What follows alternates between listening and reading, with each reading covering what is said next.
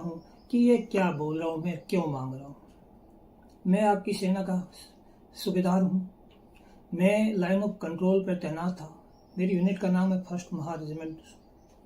Line of control पर मेरी unit का commanding officer colonel Amit Bisht Pakistani मिलिटेंटों को घुसपैठ करवाता था पैसे लेकर, और यह घुसपैठ करवाने के लिए उसने मुझे और मेरे 20 सैनिक साथियों को वहां से हटा दिया था।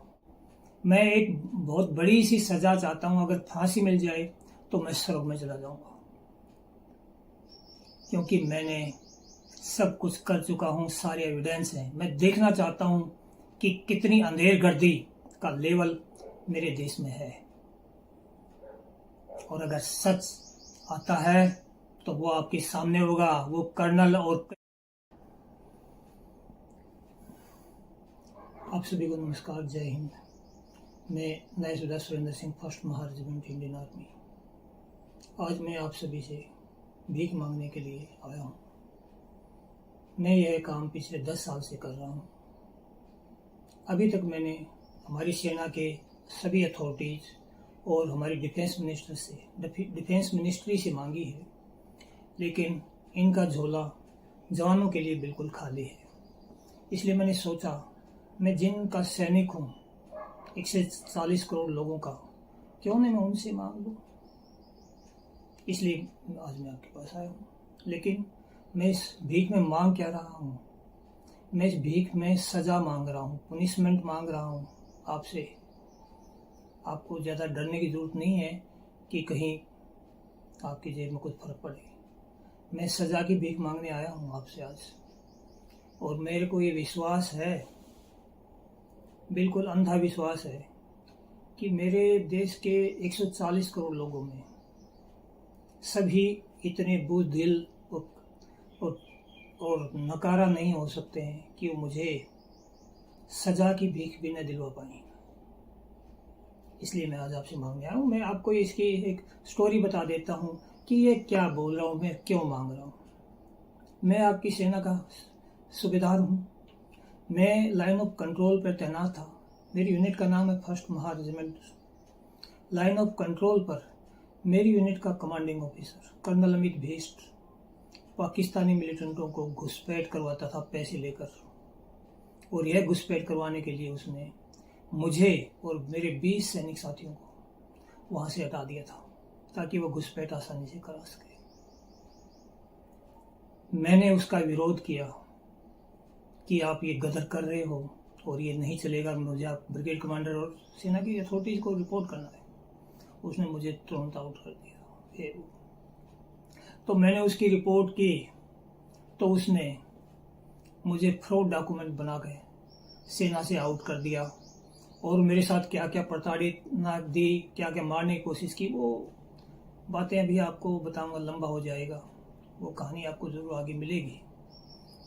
तो इस अधिकारी ने मुझे ऐसे फ्रॉड डॉक्यूमेंट बना के सेना से आउट कर दिया, और सेना को डॉक्यूमेंट दिखा दिया कि ऐसे ही निकाला। लेकिन मैंने इसके विरोध में हमारी सेना की सारी अथॉरिटी, थल सेना अध्यक्ष, डिफेंस मिनिस्ट्री की हर अथॉरिटी को हजारों बार इसके काले कारनामों की रिपोर्ट, चोरी की रिपोर्ट, जवानों के शोषण की रिपोर्ट, सब कुछ ऐसे डंप लग जाएगा इतने भेजा है। लेकिन जो नहीं रहेंगी हमारी सिस्टम पर, हमारी डिफेंस मिनिस्ट्री पर, हमारी थल सेना अध्यक्ष और अन्य अथॉरिटियों पर। और मैंने अपनी हर कंप्लेन में लिखा कि मेरे पास प्रूफ है, मैं प्रूव कर सकता हूं, और अगर मेरे आरोप झूठे हैं, बिना इन्वेस्टिगेशन को आपको ऐसा लगता है कि मैं झूठ बोल रहा हूं, कि आपको दम नहीं है, तो आपको मैं रिटर्न मैंने लिख के दिया कि मुझे आप सजा दें। अगर मैं झूठ बोल रहा हूं तो मुझे पुनिश करें, मुझे सख्त से सख्त सजा दें। लेकिन सजा देने के लिए तो कार्रवाई करनी पड़ेगी, और क्योंकि मैं सच बोल रहा हूं तो अफसर फंस जाएगा, तो बहरे हो जाते हैं। इसलिए मैं इतना रिक्वेस्ट किया है कि मैं देश के गद्दार को इस प्रकार मिलिटेंटों की घुसपैठ, जवानों का खून चूसते हुए, शोषण करते हुए नहीं देख सकता, और मैंने विरोध किया है। और आज भी मैं उसी चीज़ पर कायम हूँ, हजारों बार लिख चुका हूँ, मैंने कुछ नहीं छोड़ा है। आप सभी जानते हैं आरटीआई एक्ट है, सीपी ग्राम है, सब कुछ है, सब मैं लगाया है। लेकिन आप वो रिप्लाई देखेंगे और आप वो देखेंगे, आपका जी भर जाएगा। और मेरा भी बिल्कुल जी भर चुका है कि मैं न्याय की कोशिश कर रहा था। मैं कहाँ पर न्याय की मांगने की कोशिश कर रहा था,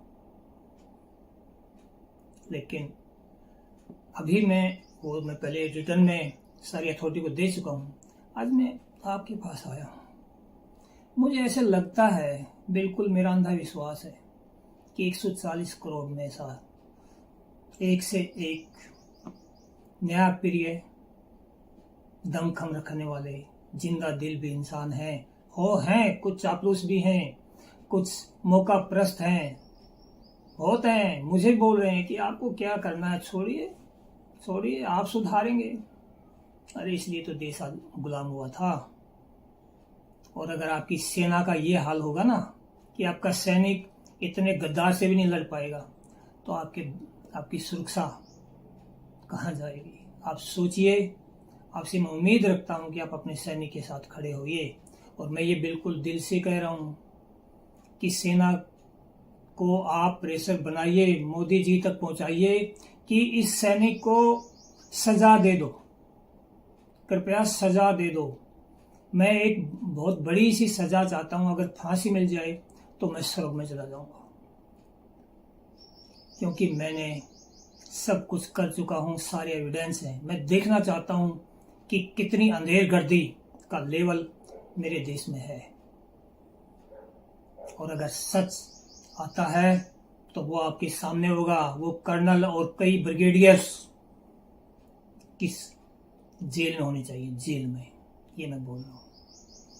और नहीं तो मेरी आप सभी से भीख मांगने का आज ये बहुत ही एक दिल से मेरे को आइडिया आया कि आप हमारे देश के नागरिक हैं। पब्लिक मनी से सेना के लोगों को लाखों सैलरी दी जाती हैं, इतनी सुविधाएं दी जाती हैं, और वो आपके सैनिक यानी जो भी गद्दारी कर रहे हैं वो आपको ही मरवाने के लिए पैसे लेकर घुसपैठ करवा रहे हैं। इससे आगे तो कुछ नहीं होगा। आप मालिक